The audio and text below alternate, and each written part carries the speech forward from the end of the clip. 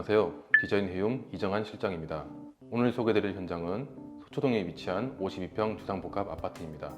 대부분 주상복합 아파트와 달리 내력벽이 많고 층고가 낮은 약간은 답답해 보이는 구조의 28년차 구축 아파트입니다. 기존에 고객님께서 살고 계셨던 공간이기에 누구보다도 장단점을 잘 알고 계셨고, 허술한 단열 공사, 답답한 분위기와 부족한 수납, 비효율적인 구조 때문에 공사를 결심하셨다고 하는데요. 여러 업체와 미팅 끝에 저희 해움에게 맡겨주셨습니다. 그럼 현관부터 살펴보겠습니다. 꽉 찬 기역자 형태로 넉넉한 수납을 기본으로 확보하고, 한쪽에는 깊은 수납 공간을 구성하여 골프백이나 큰 짐들을 쉽게 보관할 수 있게 설계했습니다. 이 부분은 뒤에 큰 배관이 지나고 있어 수납을 거의 할 수가 없었는데요. 자투리 공간을 포기하는 대신 오브제를 올려놓고 활용할 수 있게 구성하였습니다. 공간의 포인트 요소가 될 뿐만 아니라 수납으로 구성해서 기능성까지 갖출 수 있도록 했습니다. 이런 공간을 구성할 때도 조금만 신경 써서 이처럼 서랍 형태로 제작을 하면 차키나 카드 등 자주 사용하는 물건들을 편하게 수납하는 용도로 활용할 수 있으니 참고하시면 좋겠습니다. 주방입니다. 기존의 작고 답답한 느낌의 주방을 과감하게 밖으로 확장하였습니다.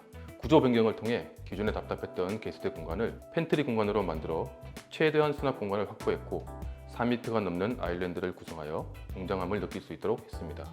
메인 개수대와 함께 보조 개수대를 만들어 간단한 컵이나 과일을 싣는 용도로 활용할 수 있도록 했고, 보조 개수대 앞쪽에 세워진 가벽은 거실에서 지저분한 것들이 보이지 않게 시선을 차단하고 물이 바닥으로 튀는 것도 방지하는 역할을 합니다. 이렇게 개수대가 두 개인 구조를 실제로 사용해 보신 분들은 굉장히 편하다는 말씀을 많이 해주시는데요. 현장 상황이 가능하다면 추천드리고 싶습니다. 인덕션을 아일랜드로 가져와 대면형 구조를 만들었고, 간단히 식사를 하거나 주방 일을 하면서도 틈틈이 아이들 숙제를 받을 수 있는 공간으로 설계했습니다. 그리고 아일랜드를 기둥 끝까지 연장하고 수납을 더해서 자주 더지는 영양제나 아이들 간식을 수납할 수 있는 작지만 효율적인 공간을 만들었습니다. 참고로 밀레 후드 일체형 인덕션은 고가이긴 하지만 실사용 만족도가 굉장히 좋은 제품 중 하나이기 때문에 예산 안에서 가능하시다면 설치하시길 추천드립니다. 공용 욕실 설명드리겠습니다. 기존 공용 욕실은 공간이 매우 협소하여 불편한 점이 많았기 때문에 양변기를 우측으로 이동하고 세면기와 샤워기 위치를 재구성했습니다. 동시에 전체 공간을 30cm 가량 확장하여 샤워 공간을 별도로 만들어서 조금 더 활용도 높은 공간으로 재탄생하였습니다. 공용 욕실에 사용된 마감재는 마이크로 시멘트인데요. 여기서 잠깐 마이크로 시멘트에 대해 설명드리면, 마이크로 시멘트란 바르는 시멘트, 유럽 미장 등 여러 가지 형태로 불리고 있는데, 간단하게 설명드리면 1-2mm 정도의 두께로 최소 2회 이상 미장하는 시공 방법으로 내구성이 우수한 노출 콘크리트 마감재입니다. 최근 들어 많이 사용하는 마감재로 지금처럼 욕실에 시공 시 줄눈이 없고 온도 변화나 충격, 스크래치에 강하기 때문에 관리도 편하고 고급스러운 마감을 연출할 수 있습니다. 하지만 조금만 찾아보시면 마이크로 시멘트 하자나 단점들을 많이 보실 수 있는데요. 같은 마이크로 시멘트라도 어떤 자재를 가지고 어떻게 시공하냐에 따라 많은 차이가 나기 때문에 올바른 방법으로 시공하는지, 사후 AS는 잘 되는지 충분히 알아보시고 시공하시길 바랍니다. 거실 공용부는 평소 대비 넓은 공간이 아니라 스프링 쿨러를 교체하고 이설하여 층고를 최대한 높여 개방감을 주었고, 동시에 발코니 확장까지 진행했는데, 여기서 재미있는 구조가 하나 있습니다. 바로 이 부분인데요. 원래는 이쪽 방도 확장을 계획하고 있었는데 기존 확장 예정이었던 공간이 내력벽임을 알게 되어 확장을 할 수 없게 되었습니다. 그런데 이런 상황에서 굳이 활용도 없는 발코니를 만들어 죽은 공간으로 두는 것보다 거실과 이어서 하나의 공간으로 활용하는 게 옳다고 판단이 되어 확장과 단열 공사를 진행했습니다.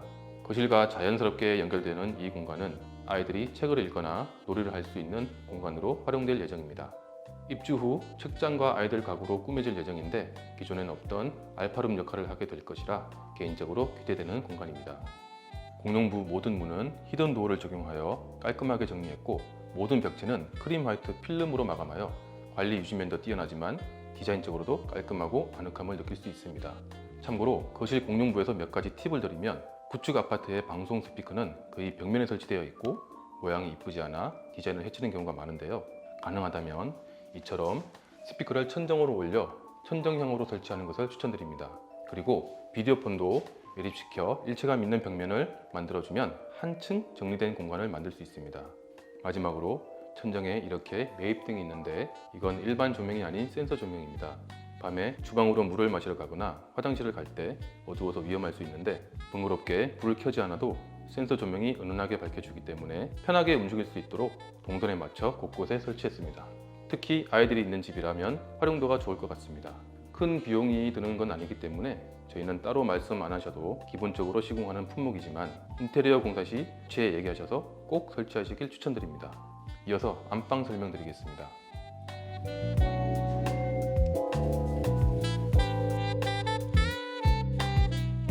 안방도 마찬가지로 대대적인 구조 변경이 있었습니다.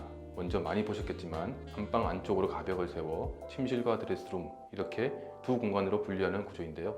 동시에 안방 욕실 구조도 함께 변경했습니다. 기존 안방 발코니에 있던 세탁실을 안방 욕실 옆으로 이동하여 욕실과 드레스룸 그리고 세탁실까지 최소한의 동선으로 이어지는 효율적인 공간으로 설계했습니다. 한 달만 살아보시면 이 구조가 얼마나 편한지 알게 되실 겁니다. 하지만 이렇게 욕실이나 주방 구조를 변경할 때는 꼼꼼한 방수와 설비가 뒤따라야 한다는 점 잊지 마시고 꼭 숙련된 업체와 진행하시길 바랍니다. 어떠셨나요? 재미있게 보셨나요? 어떤 제안이든 항상 고려해 주시고 믿고 맡겨주신 고객님께 다시 한번 감사드립니다. 사랑스러운 두 아이와 함께 건강하고 행복하게 지내시길 바라겠습니다. 다음에는 더 좋은 영상과 유익한 정보로 찾아뵙겠습니다. 감사합니다. 편안한 하루 되세요.